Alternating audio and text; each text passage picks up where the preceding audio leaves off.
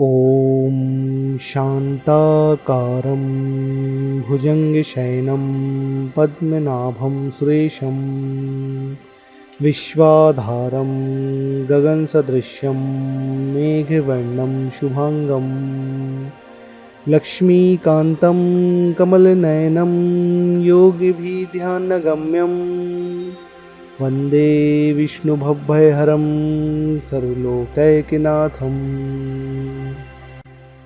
नमस्कार सज्जनों, कल हमने पुरुषोत्तम मास के प्रथम और द्वितीय अध्याय का श्रवण किया था। आज हम तृतीय और चतुर्थ अध्याय के विषय में सुनेंगे। द्वितीय अध्याय में और प्रथम अध्याय में हमने आपको बताया था कि किस प्रकार से यज्ञ के हेतु नैमिषारण्य तीर्थ में देवल, असित, पैल, सुमंत और भी कई महात्मा वहाँ पर उपस्थित हुए और उन्होंने सूत जी को आया हुआ देखा और सूत जी को उन्होंने प्रणाम किया था। और उसके बाद सूत जी से उन्होंने प्रश्न किया कि हे प्रभु, आप हमें कोई भगवान श्री हरि की परम पावन कथा सुनाइए। तब सूत जी ने उन्हें परम पावन कथा सुनाना आरंभ किया है। तो यहाँ तीसरे अध्याय में ऋषियों ने सूत जी से कहा कि हे सूत जी, नरसखा नारायण नारद जी को जो कथा सुनाई है उसे आप हमें विस्तार से सुनाइए। तो सूत जी बोले कि हे ऋषियों, जैसे नारायण जी ने नारद मुनि से कहा वह सब मैं आपको सुनाता हूँ।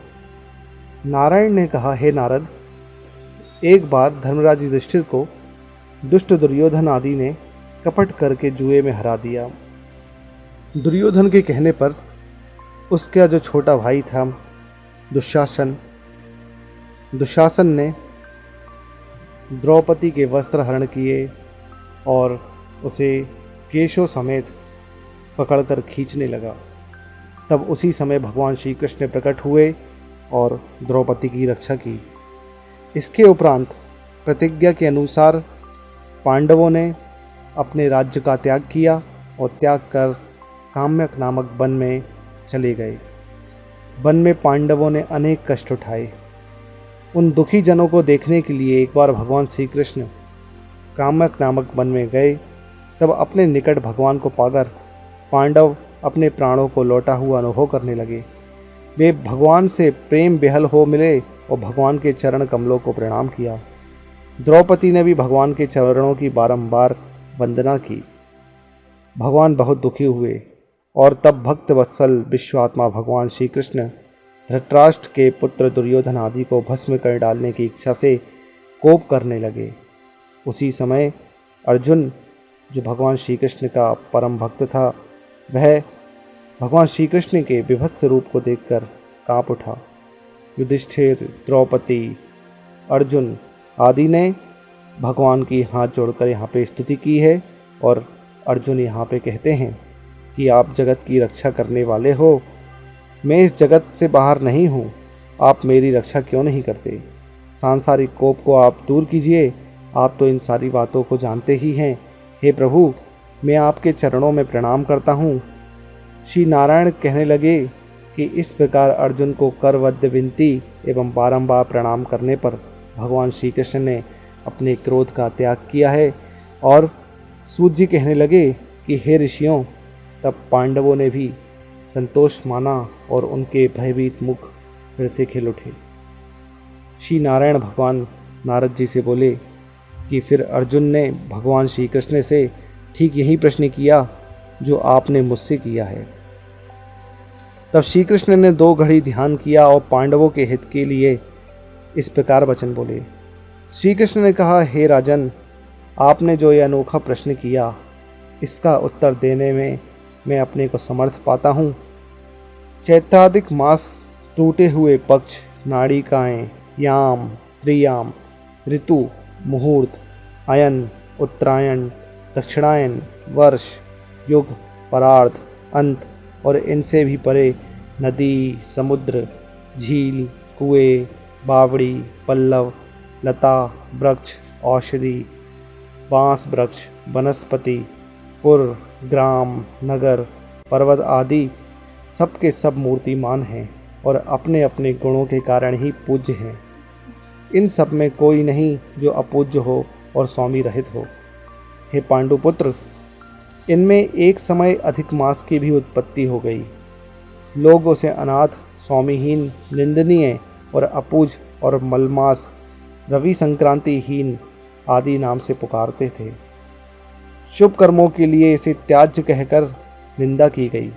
ऐसी निंदा एवं अपमान के वचन सुनकर अधिक मास तेजहीन, निरुद्योगी, दुखी हो गया। फिर अत्यंत चिंतित होकर मरणासन्न हो गया। तब अंत में किसी प्रकार अपने मन को समझा बुझाकर वह मेरी शरण में आया। हे अर्जुन, वह बैकुंठ में आया और मुझे साष्टांग दंडवत किया। मेरे दर्शन पाकर उसने करबद्ध हो अपने नेत्रों में अश्रु भर लिए। यह यहाँ तक तृतीय अध्याय था। अब हम चतुर्थ अध्याय की ओर प्रस्थान करते हैं। तो चतुर्थ अध्याय में भगवान आगे की कथा कहते हैं और बताते हैं कि अधिक मास भगवान को प्रणाम करता हुआ बोला, हे भगवान, हे स्वामिन, हे दयानिधे, मैं आपकी शरण में हूँ। बलिष्ठ लोग मुझे मलमास कहते हैं, मेरा निरादर करते हैं, मुझे स्वामी रहित और मलिन कहकर मुझे शुभ कर्मों के निमित्त त्याज्य किया है। हे दीन वत्सल भगवान, कंस की कोपाग्नि से जिस प्रकार आपने वासुदेव की पत्नी को सुरक्षित किया, आप वैसे ही मेरी रक्षा क्यों नहीं करते। दावानल से ग्वालों और पशुओं को बचाने वाले दीन बंधु, आप मुझ शरणागत की रक्षा क्यों नहीं करते। जरासंध के बंधन से जिस प्रकार आपने राजाओं को मुक्त किया, उसी तरह मुझ शरणागत की रक्षा क्यों नहीं करते। हे दीन वत्सल स्वामी, ग्राहक के मुख से जिस प्रकार गज को मुक्ति दिलाई, शरण में आने वाले मुझ दीन की रक्षा क्यों नहीं करते। भगवान नारायण बोले, तब जग के स्वामी भगवान विष्णु के समक्ष मलिन मुख बैठ गया और दया सिंधु बोले, पुत्र, हे वत्स, तुम अति शोकाकुल हो। यह महान शोक जिससे तुम व्याकुल हो कौन सा है। तुम अब शोक को त्याग दो, मैं तुम्हारा दुख अवश्य दूर करूंगा। जो प्राणी मेरी शरण में आता है उसे कोई दुख नहीं रहता। तुम मृत्यु की कामना क्यों करते हो, यह स्पष्ट कहो।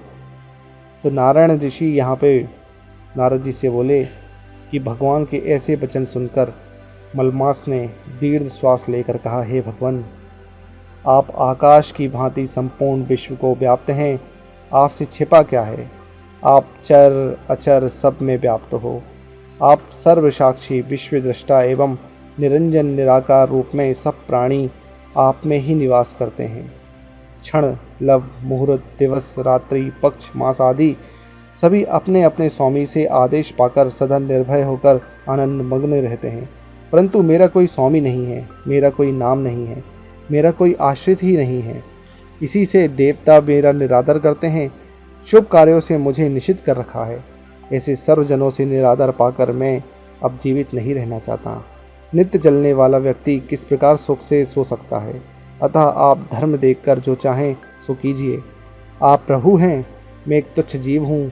बार बार आपसे क्या कहूँ। मैं मृत्यु चाहता हूँ, मैं मरूंगा ऐसे बारंबार कहते हुए हे नारद, वह मलमास लक्ष्मीपति के समक्ष ऐसा कहकर शांत होकर गिर पड़ा। उसको इस तरह पछाड़ खाता देखकर संपूर्ण सभा विस्मय करने लगी। भगवान नारायण नारद जी से कहते हैं, उस समय वह अधिक मास ज्यों ही गिरकर चुप हुआ, श्री कृष्ण भगवान दया भाव से उठे और उसी प्रकार भगवान भी सुंदर वचन बोले। प्रिय साथियों, यहाँ तक चतुर्थ अध्याय था। बोलिए पुरुषोत्तम मास की जय, भगवान कृष्ण की जय। आगे की कथा हम आपको अगले वीडियो में सुनाएंगे। तब तक के लिए जय श्री कृष्णा, हर हर महादेव।